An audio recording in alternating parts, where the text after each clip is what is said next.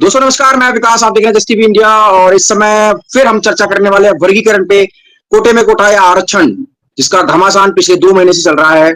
और बहुजन समाज जो हमेशा बाबा साहब की आइडियोलॉजी को मानता है, बहन कुमारी मायावती को अपना आइडल मानता है, वो समाज अब बिखर गया है। और बिखराव का कारण सिर्फ यही है, वर्गीकरण।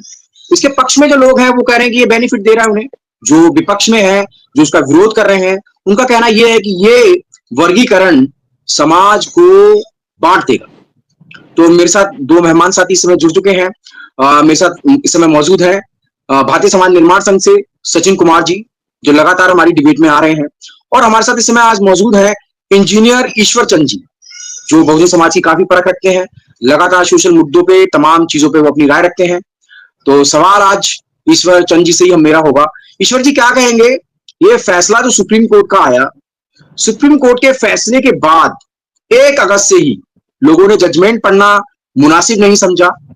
लोगों ने 565 पन्नों की जजमेंट नहीं पढ़ी, लेकिन मीडिया में, ट्विटर पे तमाम बयान जारी हो गए कि ये बीजेपी आरएसएस की चाल है, ये फैसला समाज को बांट देगा, ये फैसला संविधान को खत्म कर देगा, या संविधान की मूल भावना के खिलाफ है ये फैसला।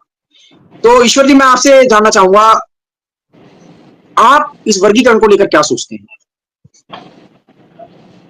विकास साहब, सबसे पहले तो मैं आपको ये बताना चाहूंगा कि बहुजन समाज बहन कुमारी मायावती को अपना आइडियल नहीं मानता।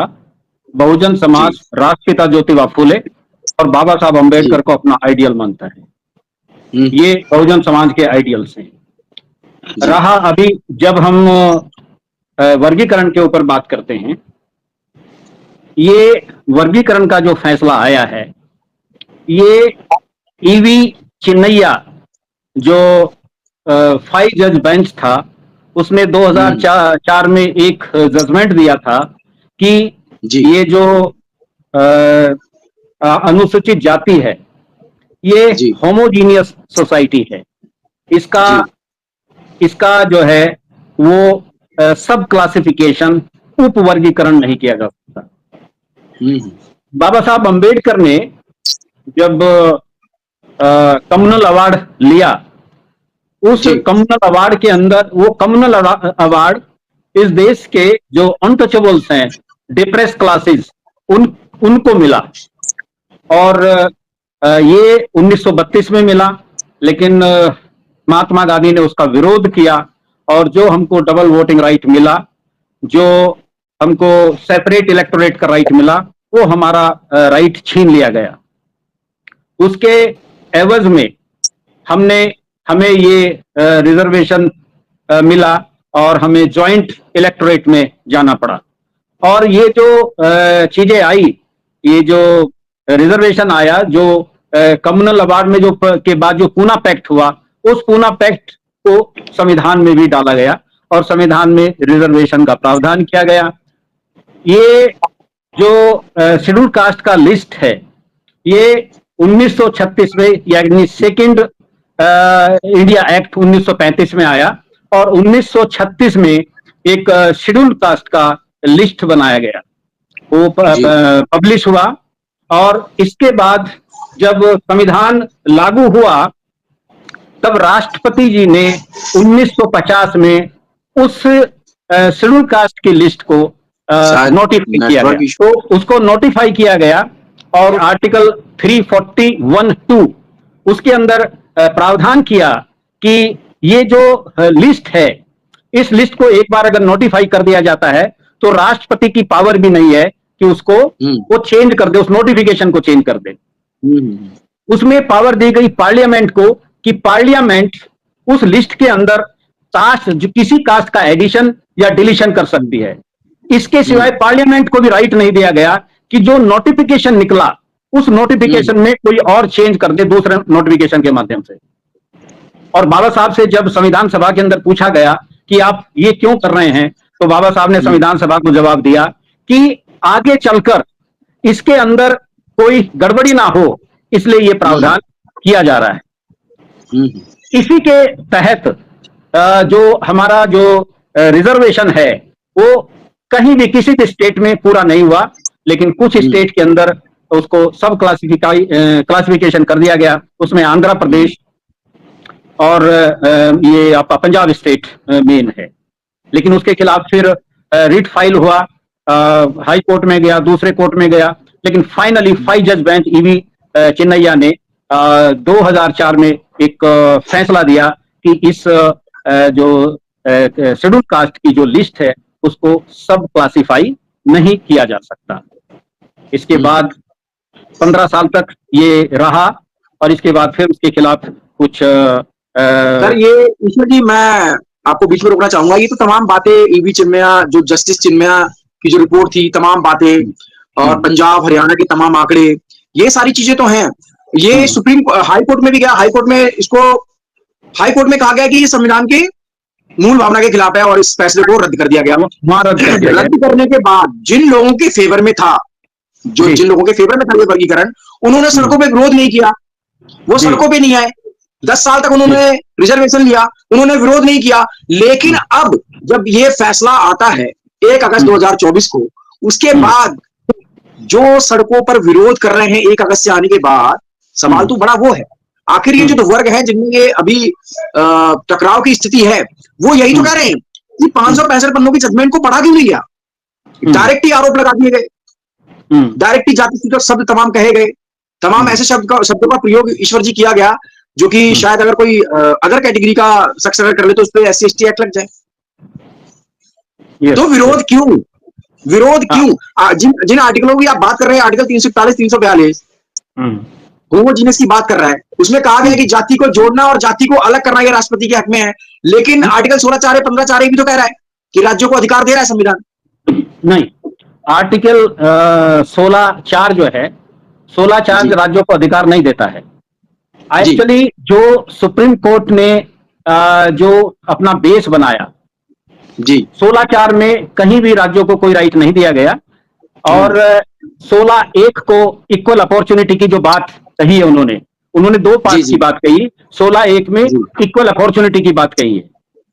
और इक्वल अपॉर्चुनिटी की जो बात है, जब हम ये आपका कॉन्स्टिट्यूएंट असेंबली की डिबेट जाकर देखते हैं तो कॉन्स्टिट्यूएंट असेंबली की डिबेट्स में बाबा साहब ने बात किया है कि जो अपॉर्चुनिटी मिलनी चाहिए, जिसके पास ये उसकी क्वालिफिकेशन किसी भी पोस्ट के अगेंस्ट में कोई क्वालिफाइड है, उसको वो उस पोस्ट के अगेंस्ट में अप्लाई करने का राइट मिलना चाहिए, उसको एग्जाम देने का राइट होना चाहिए, कोई रेस्ट्रिक्शन नहीं होनी चाहिए, उसको ये अपनी टेस्ट करने का राइट मिलना चाहिए कि वो उस पोस्ट के लिए फिट है या नहीं है।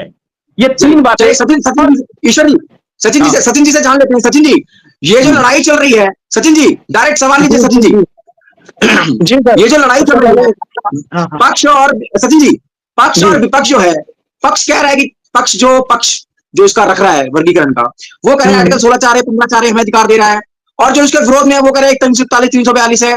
341, 342 की वजह से ये फैसला गैर संवैधानिक है। तो जरा जस्टिफाई कीजिए आप, क्योंकि आप तो वर्गीकरण के समर्थन में है ना।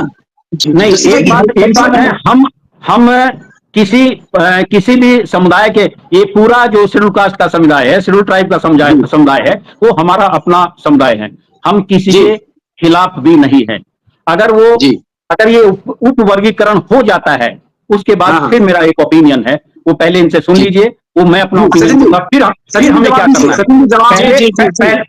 पहले हम नियत की बात कर रहे हैं कि किस नियत से ये हुआ है। लेकिन अगर वो उप वर्गीकरण हो जाता है तो भी हमें क्या करना है, हमें एक दूसरे के खिलाफ नहीं जाना। बात कीजिए सचिन जी से, फिर मैं बताऊंगा। जी सचिन जी, सबसे पहले तो विकास जी, ईश्वर जी ने कहा जी कंप्लीट कीजिए। जी, सबसे पहले आपका बहुत बहुत धन्यवाद। आप समाज की बात समाज के लोगों में लेके जा रहे हैं, और आने वाले समय में लोग आपको भी याद रखेंगे कि जब समाज की चर्चा चल रही थी तो आपने बराबर की भागीदारी इसमें पक्ष में निभाई थी। और दूसरी जगह साथ मेरे बड़े बुजुर्ग हैं, मेरे ईश्वर चंद जी, आपको मेरा जय भीम, सादर जय भीम, आप बड़े हमारे। जी। सर देखिए, पहले मैं शुरू करता हूँ कि इंसान का ना फर्ज है कि वह अपने नफे नुकसान से ऊपर उठकर इंसानियत का फर्ज निभाए। यही इंसानियत का फर्ज है और उसका कर्तव्य भी बनता है। लेकिन होता है इसके बिल्कुल विपरीत है। विपरीत इस तरीके से होता है कि जैसे मान लीजिए ट्रेन है, ट्रेन सबकी है, राइट, पब्लिक प्रॉपर्टी है, ट्रेन सबकी है। अंदर बैठने के बाद सोचते हैं कि यार अब इसका दरवाजा शायद बंद हो जाए और सफर आसानी से सुखदायक कट जाए। ठीक है सर, ज्यादा भीड़ ना हो। और ये बात सच है, और सच के रास्ते पर बुराइयां भी आपको हमें मिलती है। जस्टिस बी आर गवई साहब ने अपनी जजमेंट में कहा है, उन्होंने ये कहा है कि आरक्षण का लाभ SC ST वर्ग में आरक्षण का लाभ कुछ ही जातियां ले पा रही हैं, सबको नहीं मिल रहा है।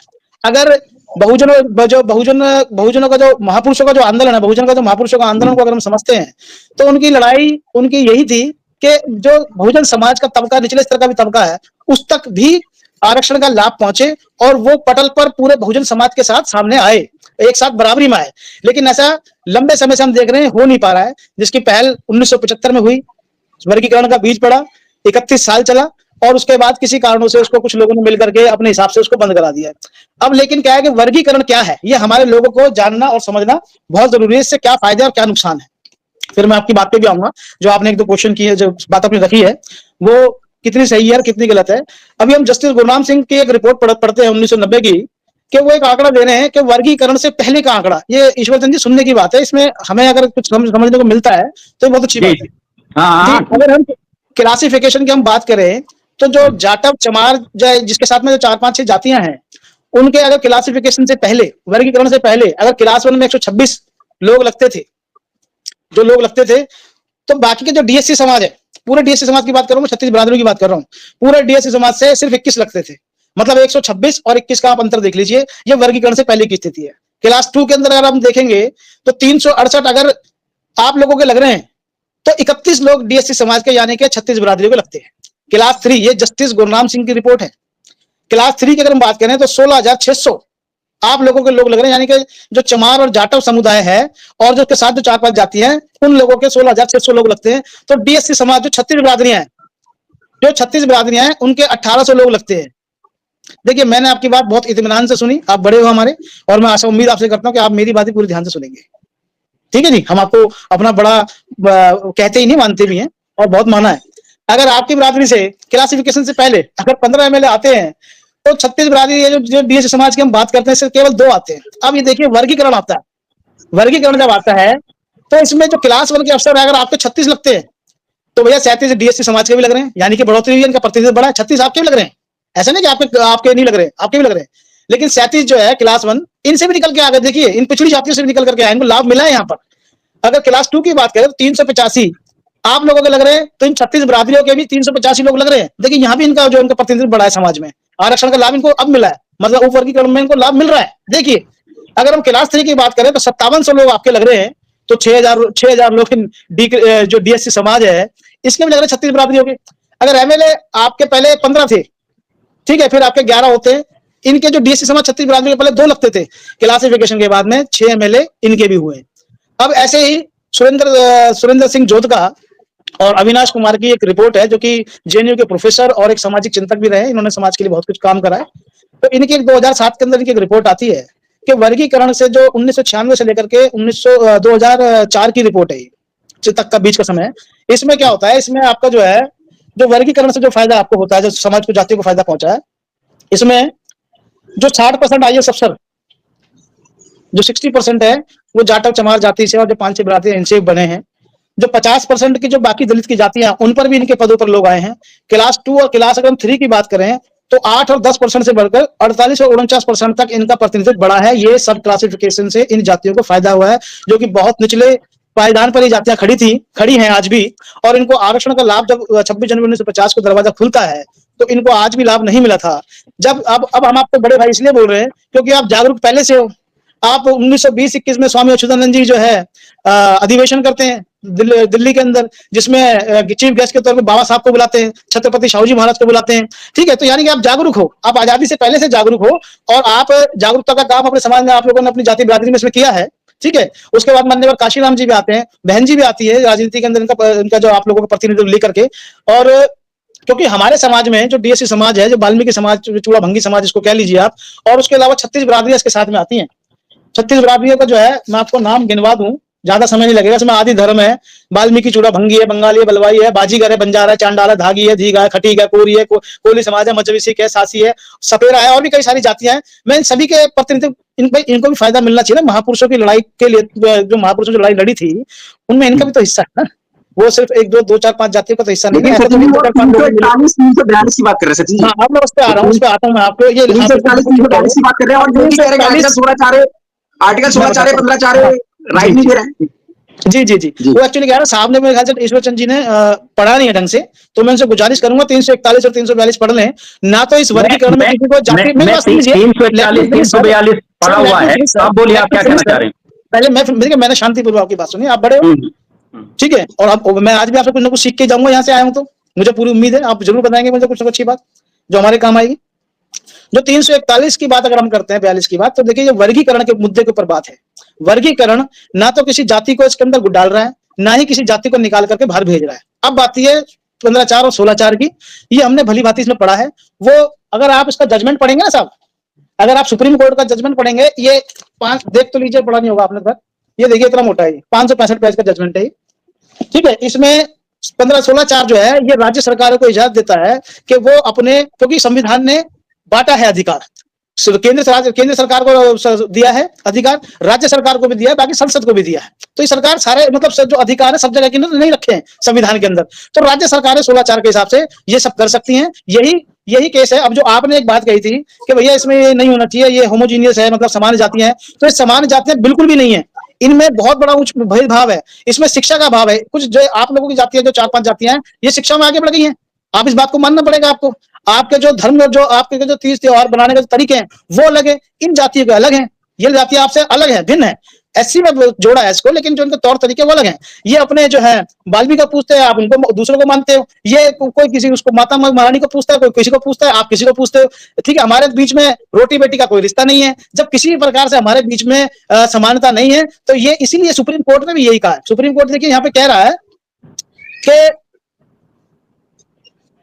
इसमें सुप्रीम कोर्ट कह रहा है कि बाकी जातियों को भी आरक्षण जो है इन 4-5 जातियों में, जैसे पहली लाइन में बताया कि बी.आर. गवई साहब ने भी बात कही है कि 4-5 जातियों को ही इसका जो आरक्षण, कुछ जातियों को इसको आरक्षण का लाभ मिलता चला गया। जो निचले पायदान पर जो खड़ा हुआ व्यक्ति है उसका लाभ नहीं मिल पा रहा है। वर्गीकरण का उन तक लाभ पहुंचाने का एक यही तरीका, संवैधानिक तरीका यही है कि इनको वर्गीकरण किया जाए। जो आपकी संख्या, जनसंख्या के हिसाब, जो आपकी संख्या के हिसाब से जो आपको आदत दिया जा रहा है, और बाकी जो आदत जो निकाल करके इन लोगों को दिया जा रहा है।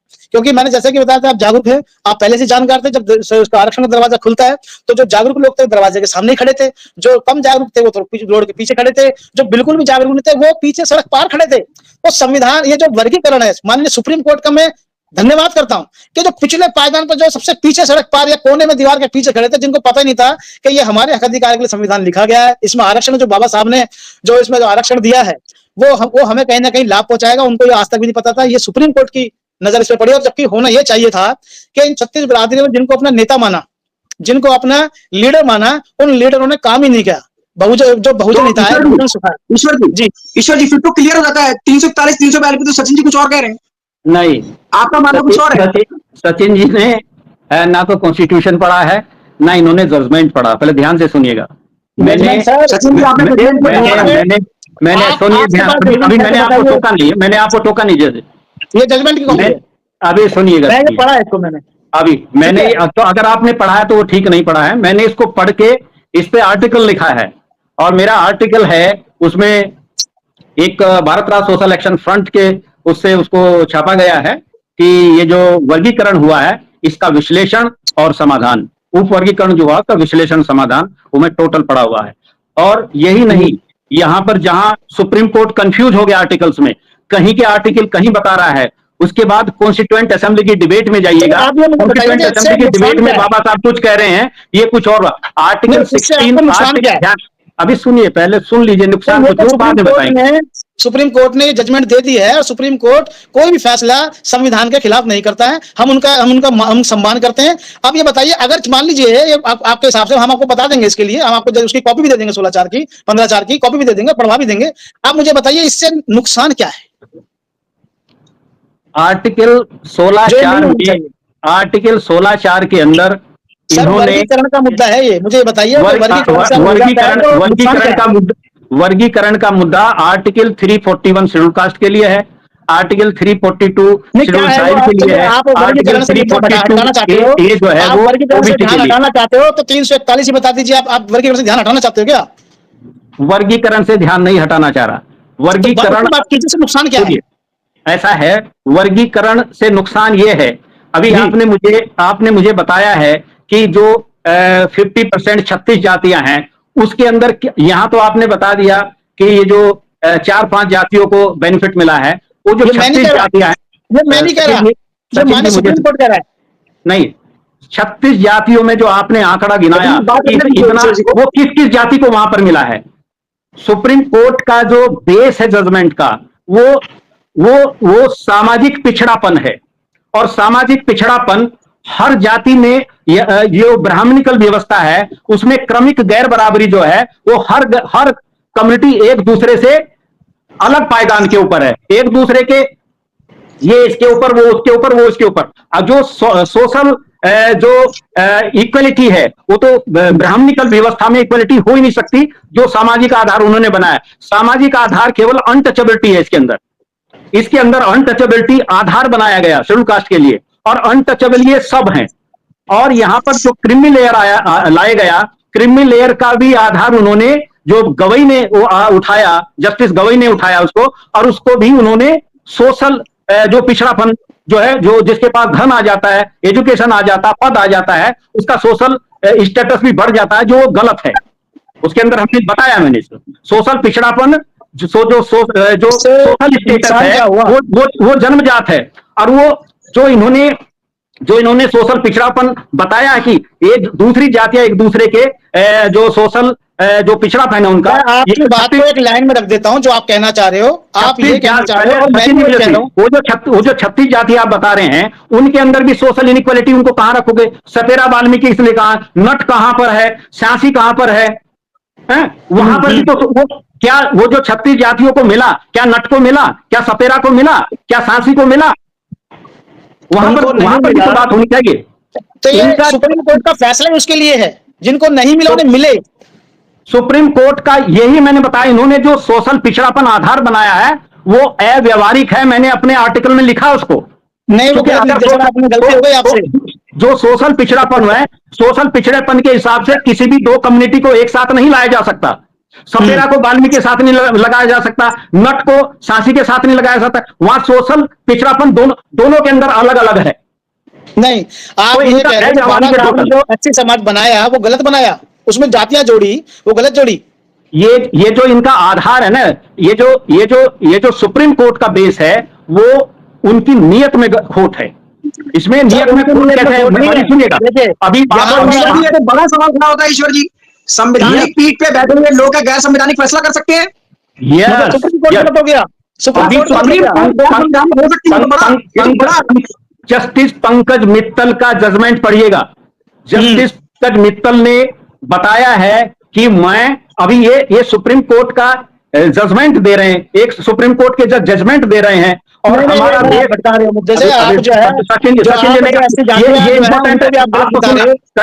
सचिन जी आपको सुनना पड़ेगा। यहाँ पर सुप्रीम कोर्ट के जज अपने जजमेंट में लिख रहे हैं कि मेरी आस्था जो भगवत गीता में है और रामचरितमानस में। भगवत गीता में भगवान ने कहा है कि 4 वर्ण मैंने बनाए हैं, और 4 वर्ण का जो काम है वो भी मैंने डिसाइड किया है।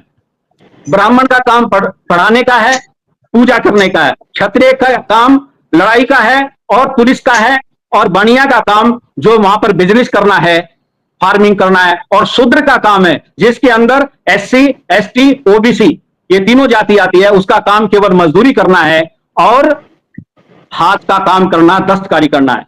इसका क्या मतलब है? यहां पर सुप्रीम कोर्ट के जज क्या कहना चाहते हैं? शायद वो ये कहना चाहते हैं कि भगवान ने ये जो शेड्यूल कास्ट है, इसका काम डिसाइड कर दिया है, ये दस्तकारी का काम करेगा या मजदूरी का काम करेगा। लेकिन जब रिजर्वेशन होता है, रिजर्वेशन के आधार के ऊपर ये पुलिस में भी चला जाएगा, ये जज भी बन जाएगा। इसका मतलब वो तो भगवान के विरुद्ध काम होगा। क्या ये कहना चाहते हैं जस्टिस? क्या ये जहां पर ये जो हमारा हमारा नहीं, ये गलत जगह ले गए आप। मैं सही, यही गड़बड़ है, यही पर गड़बड़ है। गलत जगह लेके जा रहे हो। ये जो RSS के लोग करते हैं ना, आप वो काम कर रहे हो। हम बात करेंगे 12 बजे की, वो कहेंगे 4 बजे की। हम 4 बजे में घेरेंगे उनको, तो वो आते 6 बजे पे, और जैसे 6 बजे की बात करते हैं फिर वो 12 बजे पे ले आते हैं। मतलब भटकाते रहेंगे। भाई मैं तो ये बात कह रहा हूं, अभी ये सुप्रीम कोर्ट के जज क्या जजमेंट दे रहे हैं, मैं ये बात कर रहा हूं। मेरे को ये इसके जानना ऊपर है आपसे, अगर वर्गीकरण, मैं बोल रहा हूं, अगर वर्गीकरण हो जाता है तो उसके आगे इसका हमको फायदा उठाना पड़ेगा। अगर वर्गीकरण हो जाता है, इसमें नियत में खोट है, मैं यहां क्लियर कर रहा हूं, लेकिन अगर वर्गीकरण हो जाता तब हमें क्या करना, हमें किसी के आपस में एक दूसरे के साथ झगड़ा नहीं करना है, हमने फिर प्यार से आगे बढ़ना है। अगर 4 कैटेगरी बना दी जाती है तो हर कैटेगरी जो अपने लिए लड़े और अपना अगर वो प्राप्त कर लेता है तो फिर दूसरी कैटेगरी के लिए भी उसको लड़ना पड़ेगा, ताकि अगर 15-20% हमारा हिस्सा है वो तो सारा का सारा हमारी हर कैटेगरी ABCD जो बनती उनको मिलना चाहिए। अगर हम इसके लिए मिलकर लड़ेंगे तो तभी हमको मिलेगा। अगर हम आपस के अंदर लड़ाई झगड़ा करेंगे तो यहां कुछ नहीं मिलेगा, ना सब कैटेगराइजेशन के बाद मिलेगा और ना विदाउट कैटेगराइजेशन सब कैटेगराइजेशन के बाद मिलेगा। हर हालत में हमने एक दूसरे के साथ सपोर्ट करना होगा। ये मेरा ओपिनियन है, ये मेरी अपील है, रादर ये मेरी अपील है समाज से, जो मैंने अपने आर्टिकल में भी किया है। अब बोलिएगा आप क्या कहना है। सचिन जी क्या कहना चाहते हैं? जी। पहली बात तो यह है कि यहाँ झगड़ा कौन कर रहा है, आपको ये समझना होगा। जिनको मिला है, जिनका पहले बंद हुआ था, जिनका पहले बंद कराया गया था, मैंने उस पीरियड के आपको आंकड़े रखे, वो पीढ़ियां उस पीरियड के अंदर वो पीढ़ियां समाज की पीढ़ी, दलित समाज की पीढ़ियां आगे बढ़ी हैं, उनको आरक्षण का लाभ मिला है। लेकिन जब 20 साल केस चलता है और बंद रहता है तो मैं बता दूं आपको कि कई पीढ़ियों को नुकसान हुआ है। जो तेजी से समाज को आरक्षण का लाभ मिल रहा था वो नहीं मिला, और वो यही कारण है कि आज जो हमारे बच्चे पढ़े लिखे भी वो ओवरेज हो रहे हैं। पहली बात ये है। दूसरी बात, झगड़ा सर हम नहीं कर रहे, हमने उस टाइम भी नहीं किया था, उस वक्त भी कोर्ट ने आदेश किया था, तो हमें हो सकता है मालूम ना हो, या हो सकता है जिनको मालूम था उन्होंने कोर्ट को माना, उनका जो आदेश है उनको सर्वोपरि माना। आज भी अगर सुप्रीम कोर्ट जो जजमेंट दे रहा है तो ये एक ही जाति के लोग बार बार सामने आ रहे हैं, कह रहे हैं कि जब भारत बंद कर देंगे, हम चक्का जाम कर देंगे। अब ये मायावती जी का मैं आर्टिकल पढ़ रहा था इसमें सब पेपर में, वो ये कह रही है कि भैया जो है इसको आरक्षण मतलब एक संसद में नया बिल लाया जाए और इसको कैसे खारिज किया जाए, है ठीक है। अब एक ही जाति के लोग बार बार क्यों आ रहे हैं? ये बहुजन समाज पार्टी जो है, इन्होंने कभी समाज में काम किया है? महापुरुषों का नारा है बहुजन हिताय बहुजन सुखाय, इन्होंने उसमें केवल एक जाति के लिए काम करा है। जो नोएडा प्राधिकरण के अंदर, जब बहन जी वहां पर CM थी, उनके पीरियड में नोएडा प्राधिकरण के अंदर 200 लोगों की वैकेंसी निकाली गई थी, जिसमें से 199 वैकेंसी केवल जाटव समाज के लोगों को मिली थी। जब उत्तर प्रदेश के लोगों ने और बाकी समुदाय के लोगों ने इसका विरोध दर्ज कराया था कि हम इस बहुजन समाज पार्टी को, बहुजन को, जो मूवमेंट बहुजन जो महापुरुष ने चलाई थी, इसको हम अपना लीडर मानते थे, अपनी पार्टी मानते थे। लेकिन ये पार्टी केवल एक ही जाति की बनकर रह गई। वो बहुजन हिताय बहुजन सुखाय से कहीं ना कहीं बनकर के चमार हिताय चमार सुखाय का नारे में तब्दील हो गया है। ठीक है, आज भी अगर क्या नाम से आज भी अगर मिलने की अभी बात हुई है, अभी मिला नहीं है। अभी सुप्रीम कोर्ट ने ऐसे कर सकती है, अभी तो राज्य सरकार करेंगी नहीं करेंगी, हाँ हम उनसे करा पाएंगे या नहीं करा पाएंगे, बड़े भाई बीच में आ जाएंगे। ठीक है, बड़े भाई जैसे बीच में आ रहे हैं। बहन मायावती ने बोला, वहां चंद्रशेखर आजाद जी जो है हमारे भाई, अभी नए नए सांसद बने, उनको मुझे लगता है सिर्फ चमारों ने वोट दिया, बाकी ना तो उनको किसी भंगी ने वोट दिया, ना वाल्मीकि ने वोट दिया, ना किसी और ने वोट दिया है। सचिन जी सर किसी भी जाति का नाम बार बार ना ले, किसी भी जाति का नाम बार बार ना ले, क्योंकि आप सभी लोग संविधान को मानने वाले हैं। जी, केवल एक ही बिरादरी ने वोट उनको दिया है। तो मैं मानना चाहता हूँ कि सर मेरी बस एक मिनट में थोड़ी सी बात करता हूँ। तो देखिए, हम लोग एक है, हमारी मूवमेंट एक है, हमारे बहुजन भी एक है, तो हमें साथ मिलकर के चलना चाहिए था। जिनको हमने अपना लीडर माना, जिनको हमने सब कुछ माना, उन्होंने समाज में सबको साथ लेकर के नहीं चले, केवल अपनी जाति को, अपने लोगों को आगे लेकर के गए और बाकी समाज में काम नहीं किया। जबकि हमारा समर्पण, मैंने आपको बताया था कि हमारे पूर्व के जितने भी हमारे बड़े बुजुर्ग सबने इन महापुरुषों ने तो काम किया, लेकिन उसके बाद जो पार्टी पुर्टियां बनी, इनमें हमारे लिए कोई काम इसमें नहीं हुआ और पहले भी नहीं हो पाया, इसीलिए हम लोग पीछे हैं। अब थोड़ी सी आशा उम्मीद जागी है कि ये वर्गीकरण होगा, जैसे पहले 2 स्टेटों में हुआ, वहां पे लाभ मिला, तो हो सकता है इस बार हम दिल्ली में और जगह पर भी इसको करा सकें, पूरे भारत में इसको करा सकें, तो इसमें सारी जातियों को लाभ मिलेगा। सर इसमें महापुरुषों का आंदोलन कहीं ना कहीं सफल होते हुए नजर आ रहा है। तो मेरी भी आपसे यही वो है गुजारिश है कि भाई इसमें किसी का कोई नुकसान नहीं है, इसमें सबका फायदा है। और इसमें ईश्वर जी मैं यही कहना चाहूंगा। जी ईश्वर जी क्या कहना चाहेंगे? लास्ट के 6 मिनट में ईश्वर सर, मैं आपको 3 मिनट दे रहा हूँ, 3 मिनट सचिन जी को दे रहा हूँ कि जो समाज में इस तरीके का जो माहौल इस समय क्रिएट हो गया है, उसको कैसे तब्दील करेंगे? क्योंकि एक बड़ी लड़ाई और एक बड़ा मिशन मूवमेंट तमाम लोगों ने चलाया है, और जिसकी वजह से ये सौहार्द जो है समाज में क्रिएट हुआ। लोग अम्बेडकर को मैं अपने साथियों को, अपने समाज के लोगों को यही बात बोलना चाहता हूं, वर्गीकरण होता है या नहीं होता है, अगर हम मिलकर नहीं चलेंगे तो हम उप वर्गीकरण के बाद भी कुछ नहीं हासिल कर सकते, और उनका जो मकसद है वो अपने मकसद में कामयाब हो जाएंगे। वर्गीकरण नहीं भी होता है तो भी हमें मिलकर ही चलना पड़ेगा और तभी हम अपने मकसद में काम हो पाएंगे। हमने इसके पहले तो ये क्लियर, हमें मिलकर ही चलना पड़ेगा और मिलकर हमें बड़ी लड़ाई लड़नी पड़ेगी। हमें केवल वर्गीकरण, उपवर्गीकरण या ना उपवर्गीकरण से हमें जो बराबरी चाहिए, जो बाबा साहब का मैसेज है, जो उन्होंने संविधान सभा को दिया कि बहुत जल्दी इस देश के अंदर सामाजिक और आर्थिक गैर बराबरी को दूर होना चाहिए, तो हमने उसके लिए काम करना पड़ेगा जी। हमें वो इक्वलिटी चाहिए, हमें सामाजिक इक्वलिटी चाहिए। और सामाजिक इक्वलिटी कैसे आ सकती है, कैसे सबको फायदा दे? इस देश के अंदर free compulsory uniform under one roof education, देश के हर बच्चे को किसी भी जाति धर्म क्षेत्र का हो, उनको हॉस्टल एजुकेशन मिलना चाहिए। चाहे वहां पर सुप्रीम का बच्चा हो, आईएएस का बच्चा हो, आईपीएस का बच्चा हो, या अडानी अंबानी का बच्चा हो, या उनके घर में काम करने वाले का बच्चा हो, वो सब एक जगह हॉस्टल में पढ़ने चाहिए। और जब वो 18 साल तक पढ़ेंगे तभी वो जो सामाजिक गैर बराबरी है वो तभी दूर होगी। जातिवाद इस देश के अंदर से जब ही समाप्त होगा, और हमें उस जातिवाद समाप्त करने के लिए आगे आना चाहिए सबको। वो महत्वपूर्ण चीज इस देश के अंदर, इस देश के अंदर जो निजीकरण है वो समाप्त होना चाहिए, तभी तो सभी से आएंगे। सर मुद्दे तो बहुजन समाज के सेम है सर, सभी मुद्दों पर तो सभी लोग खड़े हुए हैं, सभी मुद्दों पे, चाहे वो प्राइवेटाइजेशन का मुद्दा हो, निजीकरण समाप्त करने के लिए कोई बात ही नहीं कर रहा। निजीकरण समाप्त करने के लिए कोई बात नहीं कर रहा। वर्गीकरण, लेकिन ये जो वर्गीकरण हुआ, वर्गीकरण से जो बिखराव हुआ समाज में, वो तो एक इतिहास में शायद पहली बार हुआ है। सचिन जी क्या कहेंगे आपसे? मैं अंतिम, हमें बिखराव नहीं करना है, चाहे वर्गीकरण हो या वर्गीकरण ना हो, हमें बिखराव नहीं करना है। जो समझदार है उन्होंने सबको, समाज को एक साथ लाना है। हमें अपने साथ सपेरे को भी लाना है बराबर, हमें नट को भी लाना है, हमें वहां पर बादी को भी लाना है, सिकलीगर को भी लाना है। उसके बारे में कौन सोचेगा?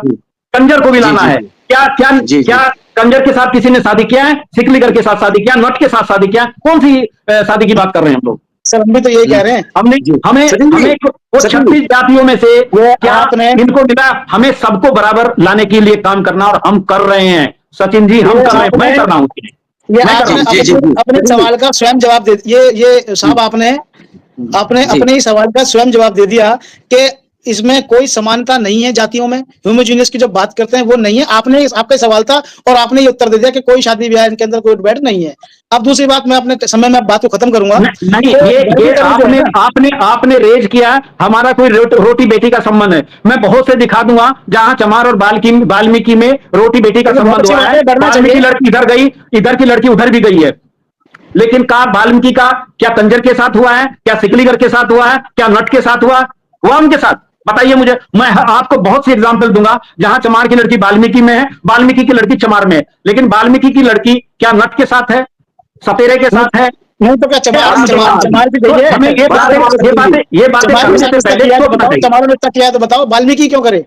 मतलब वाल्मीकि करे सारी सब चीजें, वाल्मीकि सारा सब कुछ ठीक रहा, वाल्मीकि सर छोड़ दो आप। चलिए मैं अपनी बात खत्म करूंगा। आप बड़े, ये बात आपने उठाई, मैंने नहीं उठाई। सुनिए, मैं देखिए आप बड़े, मैं आपसे बहस कर नहीं सकता। मैं आपसे बड़े हूँ और मैं बड़े नहीं है, हम इक्वल हैं। आप बड़े छोटे की बात नहीं, उम्र में तो बड़े हो, उम्र में तो बड़े हो, उम्र में तो बड़े हो, उम्र में बड़े। चलिए मैं अपनी बात खत्म करता हूँ, समय कम है मेरे पास में। देखिए साहब, जो महापुरुषों का जो आंदोलन है, महापुरुषों का आंदोलन है कि समाज के हर तबके को पटल पे आए, उसका प्रतिनिधित्व बढ़े, वो आगे आए, उसकी तरक्की हो, उसका विकास उत्थान हो। और ये वर्गीकरण उसका एक जरिया है। वर्गीकरण से ही विकास उत्थान समाज का हो सकता है। महापुरुषों की मूवमेंट को हम आगे लेकर के जा सकते हैं। और ये वर्गीकरण ना केवल रोजगार क्षेत्र के अंदर होना चाहिए, ये वर्गीकरण होना चाहिए शैक्षणिक क्षेत्र के अंदर होना चाहिए, राजनीतिक क्षेत्र के अंदर जरूर होना चाहिए। ये सरपंच से लेकर के एमएलए, एमपी और सीएम तक वर्गीकरण होना चाहिए। हमारे समाज का जो बहुजन समाज का तबका है वो सारा सामने आना चाहिए, और ताकि हम लोग सारे मजबूत होकर के महापुरुषों की लड़ाई को लड़ सकें।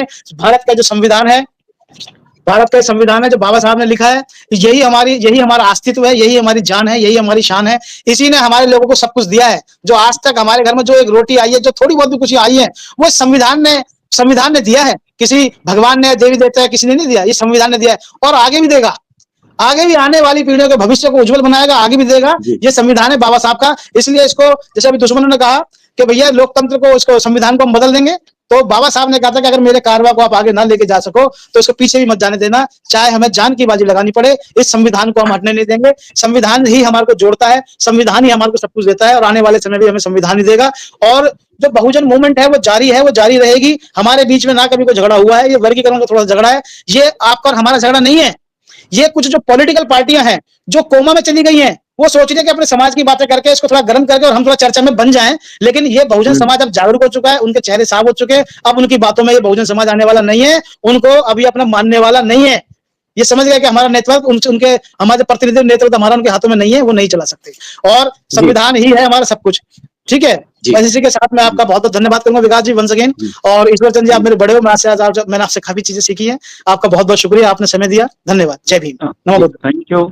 तो दोस्तों आप इस पूरी डिबेट पे आप तमाम जो व्यूअर्स हैं जो हमें हर रोज देखते हैं, मैं बहुत बहुत धन्यवाद कहूंगा उन तमाम लोगों का जो हमारी डिबेट को देखते हैं। और हमारा मकसद सिर्फ एक है, शांति। जो बुद्ध का रास्ता है, शांति। हमारा मकसद सिर्फ ये है कि जो वर्ग अभी आमने सामने है, जो बिखराव हो गया, वो एक हो और मिलकर अपने तमाम मुद्दों पर लड़े, क्योंकि लड़ाई बहुत लंबी है।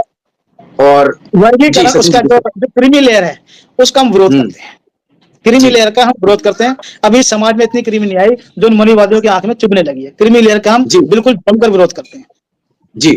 तो क्रीमी लेयर का भी आधार वो सामाजिक उत्थान बताते हैं कि एक बार किसी को क्रीमी लेयर पे हम फिर चर्चा करेंगे, क्रीमी लेयर पे हम फिर चर्चा करेंगे। तब तक के लिए आप सभी मेहमानों का बहुत बहुत धन्यवाद। आप तमाम लोग आए और अपनी बात आपने रखी, तमाम लोगों को आप लोगों को सुनने का मौका मिला। आप सभी साथियों का बहुत बहुत धन्यवाद।